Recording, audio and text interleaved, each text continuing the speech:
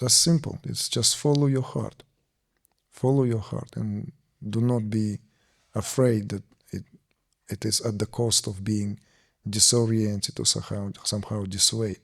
It's not true. People who fall into a trap when they feel that they somehow give too much to the external authority, there's a confusion that the projection comes from a place of already expecting something in terms of emotional fulfillment, which otherwise would have to be gained and earned elsewhere. See? But the true connection, the true heart-to-heart connection is, it's a different affair altogether.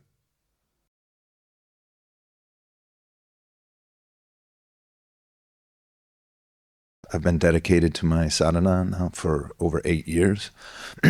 8 years to prepare me for this day. And now, if you knew me well enough, you would know that out of my character, what I'm about to say is not in my character. To be bold was never my forte. Fear always won. But formulating this question has already begun to break me open as I've revised and revisited it. So many tears shed, the ground beginning to rumble and open up. I've been following you on YouTube for over 5 years now with this explicit intention. I have the courage now, before you, to declare that I'm here to open my heart. I will say it again as to proclaim, I am here to give myself to this process and live from and through the heart. I'm here to experience beauty, love, and devotion, even though I know it must be forged through the fire. I don't want to be misunderstood and thought about as the guy who sits in the back with 1 foot in and 1 foot out. I've been that guy my whole life, scared of what could be, not taking a stand, living in the shadows of fear. And I want you to hear me say it. I want to hear myself say it out loud. An open heart is my greatest desire. I am here for truth and to reclaim what's rightfully mine. I once heard you say before entering one of your TM immersions that they asked you to write down on a piece of paper why you were there and what your intention was. Your reply, I want to see the face of God, if there is one. When I heard these words, I wept and wept as I have done on so many other occasions before. Once again, your words piercing into me. So I've already started digging the trenches and the pipeline from your heart to my heart, with love and openness. My question is, do you have any advice on piercing the heart? And if you could also speak about fear, doubt, and judgment, for these are the things I believe that block me from an open heart. And I'd like to try to bring my own fear out in the open and lay it at your feet. Thank you.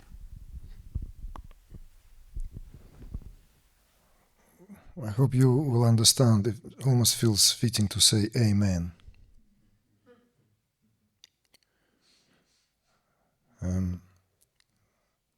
Well, thank you for sharing the way you did, Kevin, in turn.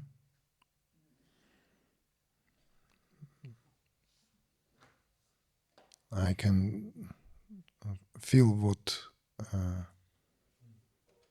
it was for you to write it down.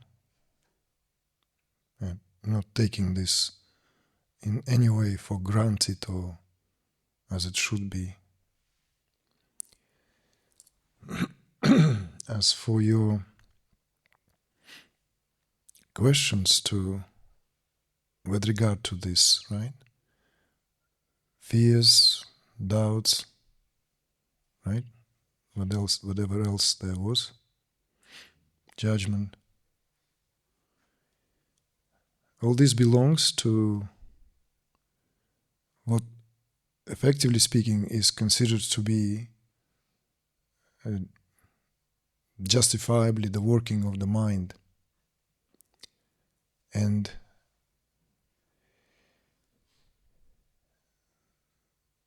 when we speak of that axis, heart and mind,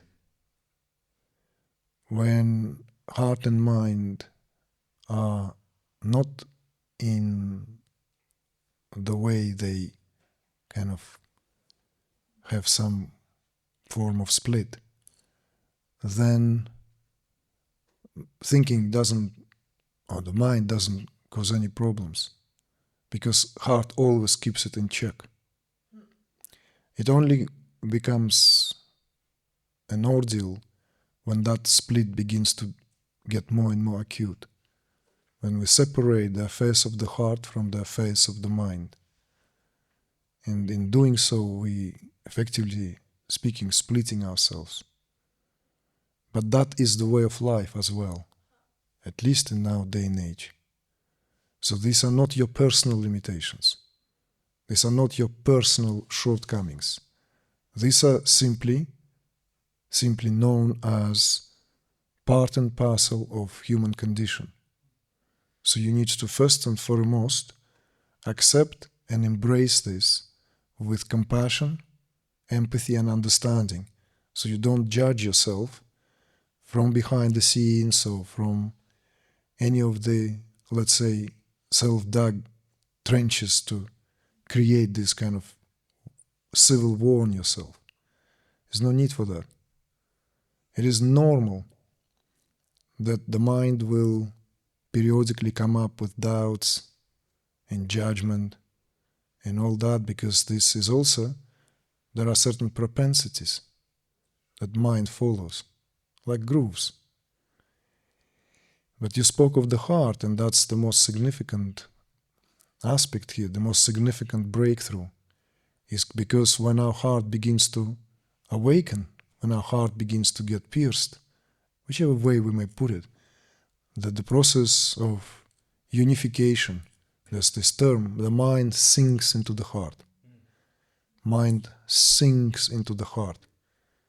It gets equilibrated, equiposed, and then it could be spoken of as the heart knows and the mind feels.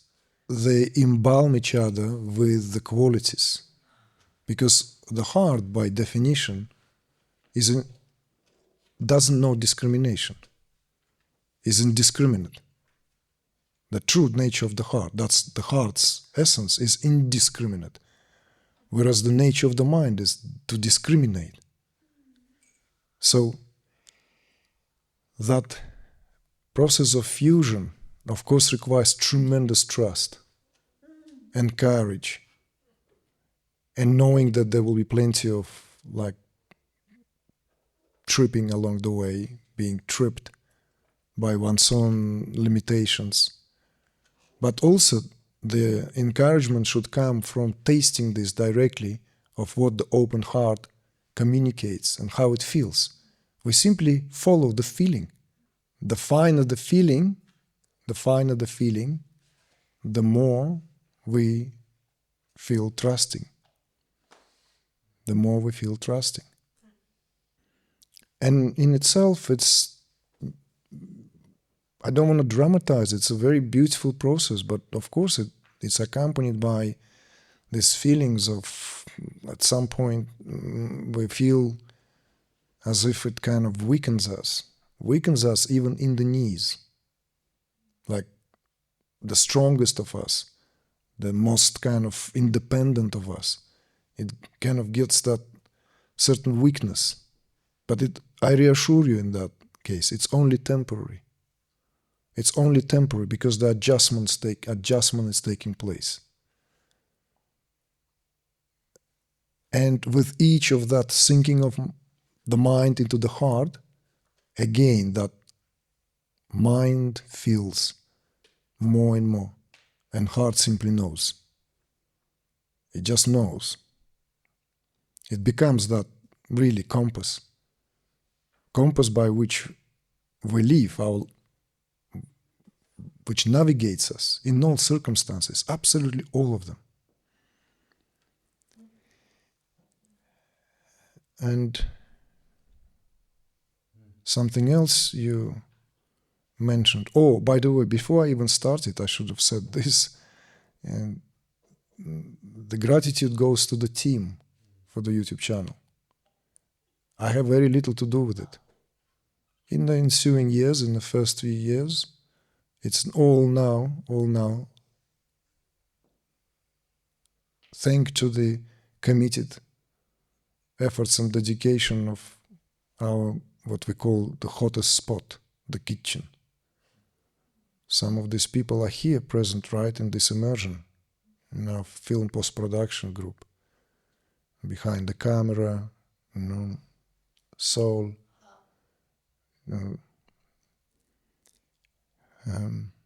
Tina who creates visuals. I don't want to forget anyone right now, just want to bars of, well, I said the guys behind the camera, that's what I meant. And of course, those who are not with us here, and Lee, of course, who represents the content part, which is very important there.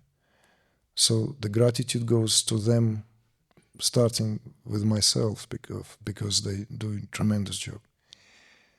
And so that being acknowledged, and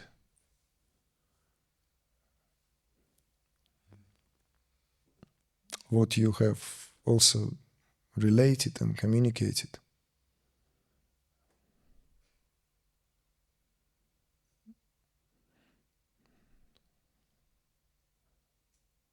I don't know if much else need to be really added there.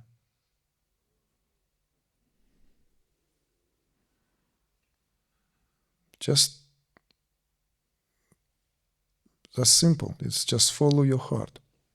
Follow your heart, and do not be afraid that it is at the cost of being disoriented or somehow dissuaded. It's not true. People who fall into a trap when they feel that they somehow give too much to the external authority, there's a confusion that the projection comes from a place of already expecting something in terms of emotional fulfillment, which otherwise would have to be gained and earned elsewhere. See? But the true connection, the true heart-to-heart connection is, it's a different affair altogether. At the same time, I want to bring totally unusual example. Unusual. In the sense that it's not common to speak with this in spiritual circles, at least. Right? But to me, these examples that are not directly coming from or borrowed from spiritual circles, from spiritual scene, sometimes have greater, just have freshness, just greater acuity of conveying something. It is very well known, Mike Tyson's admiration for Muhammad Ali, right? You aware of that? Yeah, it's so this man who was often compared to the most dangerous man on the planet, right? Man as a beast, like who faced the biggest guys who were just already before entering into the ring with Mike in his prime, were already feeling like tummy aches, churning the tummy. And when he speaks about Muhammad Ali, he cries as a child. He simply gets emotional. And that's heart-to-heart connection. And Muhammad Ali did not teach him in person. See? He had Casamato as his personal trainer. But Muhammad Ali became that symbol You see? For him. Symbol of the passage. And recently I came across a very moving video when he again is asked, who was the greatest boxer of all time? Would you beat Muhammad, Ali, Mike's in his prime and Ali in his prime? Who will win? And he gone completely wild, He completely goes wild in a way how he begins to praise Ali. There's no way you can win Ali, no way. Absolutely no way. This man is not a man. This is not a man. This is T-Rex going at you, there's no way to hide. This, it's not about punches, and he gets up and he starts shadow boxing, and he speaks very fast. And I don't know if you noticed, Mike is actually a poet. He could have been a rapper. When Mike speaks, he speaks very fast, and things fly out of him totally unexpected. Sometimes they sound brutal, but it doesn't matter. Poetry can be brutal. And he wraps it up in such an unexpected way, whilst completely get mushed in emotions, tears pouring out of him, and he just says, "This, you cannot win. He's not a man. He's dead man. You can't win a dead man. He's the greatest. He's the greatest." It moved me to tears there and then, because to me that something else is there. There's so much there. There's so much. There's recognition. There is rite of passage. There is this comradeship. There is, it's not just like one sportsman speaks about another sportsman. That's why I'm bringing this example. This is the connection. You see? This admiration goes way beyond just, acknowledging someone's greatness. It goes and reflects the heart, you see, of one true warrior to another. Yeah, of course, Mike has his moments, not talking about, because, whenever I make this example, we all make mistakes, we all get dissuaded, we all get sidetracked, but he earns his place. But the way he speaks about someone who came before him, that's the rite of passage. And that rite of passage, it's what strengthens the character.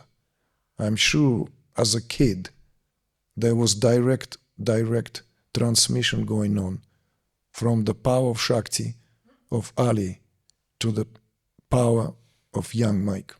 I'm no doubt about that. I've witnessed that many times in various different situations outside of spiritual circles. See? Is this shakti what creates the devotion? Yes, of course. The very, very... Yes, of course. Yes. As the heart begins to awaken, it awakens because it's a domain of the shakti. Shakti rules and moves, the mover and shaker. Even from the clinical perspective of all the pranas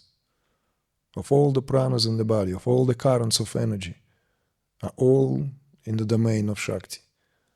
And the heart is where the seat is, the seat where the pranas gather.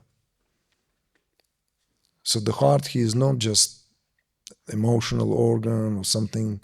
No, it's a place of all the origin of all the returns. So the dimension that we speak of when we speak of the heart is inexhaustible. In this tradition, there's a term that one can only speak that language. See, that one can resort to that language, Hridaya, and that Shiva and Shakti in a state of complete and utter union. And that is the heart. This requires the heart. The access to the heart is only through the broken, pierced, wide open heart. So all these dimensions of our physical, subtle anatomy, all this is linked, interconnected, and fused. And so, of course, this, what you're experiencing is I don't want to kind of sterilize it to like, oh, guess what's happening to you, and let's just break it down to the essentials. Let's break it down to the anatomic lesson. Because this will be giving it half the picture. Thank you. Thank you.